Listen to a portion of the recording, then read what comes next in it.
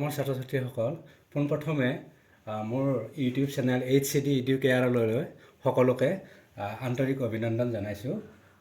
আজি মই এটা বিজ্ঞানৰ এটা নতুন পাঠ পোহৰৰ প্ৰতিফলন আৰু প্ৰতিফলনৰ বিষয়ে আলোচনা কৰিম। পোহৰৰ প্ৰতিফলনৰ বিধি, এই বিধি দুটা আমি আলোচনা কৰিম। গতিকে যে ধৰা হ'ল, চিত্ৰত মই ইয়াত অংকন কৰি থৈ দিছোঁ সুবিধাৰ কাৰণে, যে ধৰা হ'ল এই এটা কি বিন্দুসম লক্ষ্য বস্তু, যে এইৰ পৰা অহা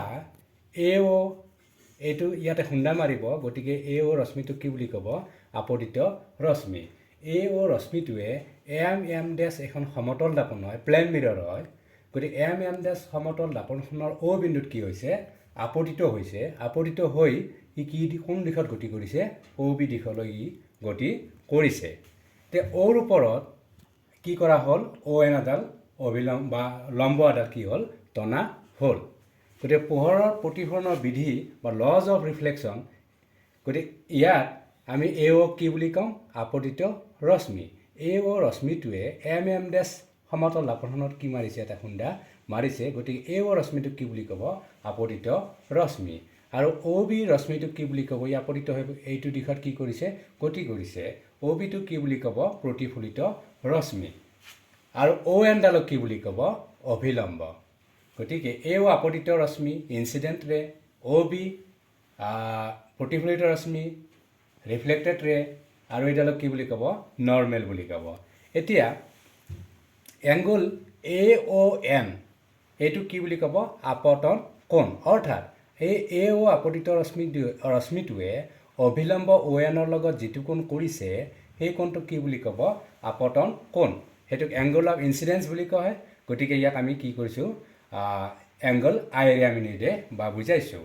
ঠিক তেনেদৰে এংগল BON অৰ্থাৎ OB প্ৰতিফলিত ৰশ্মিটোৱে ON অভিলম্বৰ লগত যিটো কোণ কৰিছে সেই কোণটোক কি বুলি ক'ব? প্ৰতিফলন কোণ, তাৰমানে এংগল অফ ৰিফ্লেকশ্যন। আৰু ইয়াক কিহেৰে আমি বুজাইছোঁ? Angle R। এতিয়া পোহৰৰ প্ৰতিফলনৰ বিধি বুলি ক'লে আমি দুটাই পাম।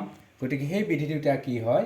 যে নাম্বাৰ 1, আপতিত ৰশ্মি, প্ৰতিফলিত ৰশ্মি আৰু আপতন বিন্দুত টনা অভিলম্বডাল সদায় কি থাকে? একেখন সমতলত থাকে। তাৰমানে আপতিত ৰশ্মি, OB প্ৰতিফলিত ৰশ্মি আৰু এই যিডাল ON অভিলম্ব সদায় কি আছে? একেখন সমতলতে আছে। The incident ray, the reflected ray and the normal lies on the same plane. আৰু নাম্বাৰ 2 কি কৈছে?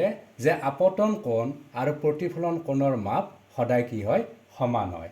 তাৰমানে এংগল AON এই যিটো আপতন কোণ, সেই আপতন কোণৰ মাপটো আৰু এংগল BON যিটো প্ৰতিফলন কোণ, সেই দুটাৰ মাপ সদায় কি হয়? সমান হয়। অৰ্থাৎ এংগল I আমি কি লিখোঁ? Angle R। যদি এই কোণটোৰ মাপ কোণটোৰ মাপ 30 ডিগ্ৰী হয়, এইটো কি হ'ব লাগিব? 30 ডিগ্ৰী হয়। এইটো 40 ডিগ্ৰী হ'লে এইটো কি হ'ব লাগিব? 40 ডিগ্ৰী হ'ব লাগিব। গতিকে পোহৰৰ প্ৰতিফলনৰ বিধি বুলি ক'লে আমি এই দুটা বিধি কি কৰিব লাগিব? মনত ৰাখিব লাগিব।